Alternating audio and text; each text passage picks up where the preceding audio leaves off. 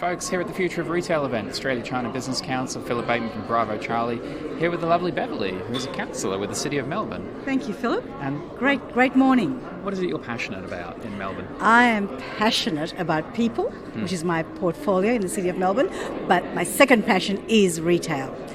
Retail, small business and hospitality, being a small business owner myself. And we've had quite a well-renowned panel, actually, from some massive companies who came from the e-commerce space, come from the online space, which really for the last 10 years, having personally been involved in the Australian Retail Association and things like that, there's been a steady decline in one regard from people's buying habits as they walk into cities and they transact in a person-to-person sense. Though I think there's such an event experience that goes on in retail.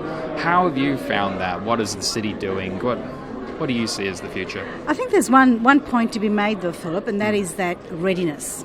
I think big business has for many years been aware that behaviours were going to change. So I think they were a bit slow on the uptake in their readiness, and they're now understanding and realising this. The key thing here is, as was discussed this morning, space, delivering the experience, and having that customer engagement that shoppers are craving for that. So that concierge type approach to shopping is something that's very concrete and very much needed.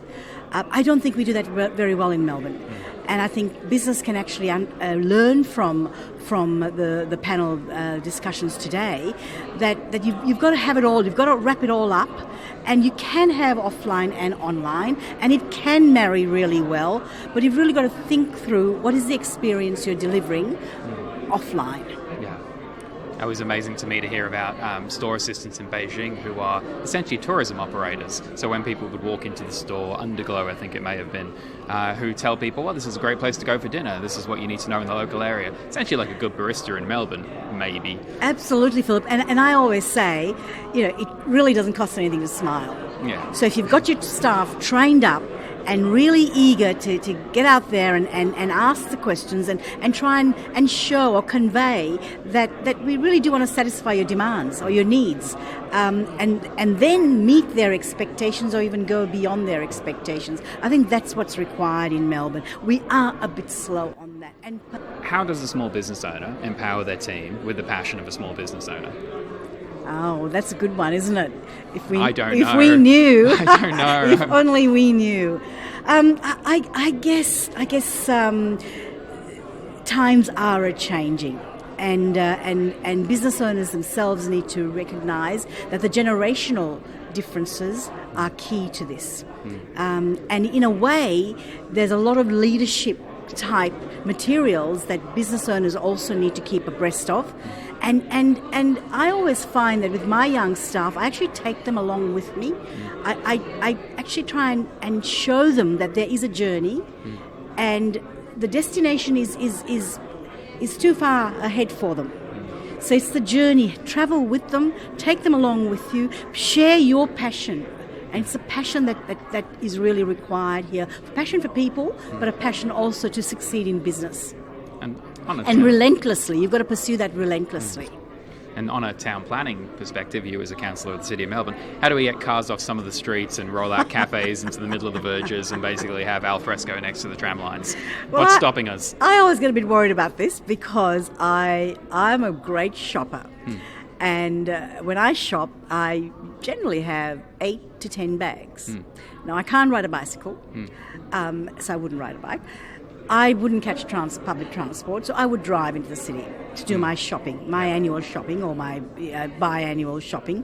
So I'm a little bit, I know we need to reduce the number of cars in the city, but not those who are seeking the city as a destination, more those who are actually driving through the city, and it's a thoroughfare. Yeah. I think that's where we need to reduce the cars.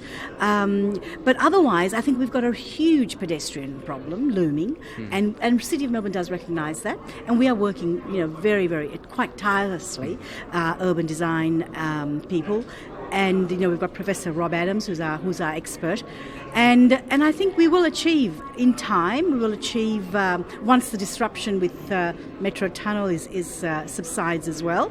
Although we've got 5 to 10 years of that. Matters are being addressed. They're being addressed daily. Wonderful. And thank you for the clarification, because I wasn't meaning to say let's get rid of all cars, because I drive, though it is a good idea to clean up some thoroughfares and maybe have little areas people can come into. Also to get rid of the helmet laws and make it safer for cyclists, because I believe in you, you can cycle. Everybody can cycle, especially with electric bikes. You don't really have to work that hard. If there's one thing you wanted people to know about the future of retail in Melbourne, what would you share with them? I think stay confident and wake up each morning really energised to kick those goals. Never give up. Never ever give up. And I think collaboration. I think sharing is such an important thing. And our precinct program enables retailers to get together and share their ideas, but also I think was something that you raised earlier, and that is to share experiences. Put the experience together.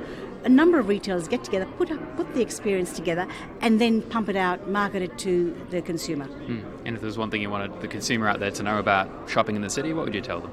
It is a great city. Melbourne is the best city, and I think the variety we offer, the diversity, our laneways, obviously, and I think keep in mind also that the City of Melbourne is constantly striving to make that city more appealing, more comfortable.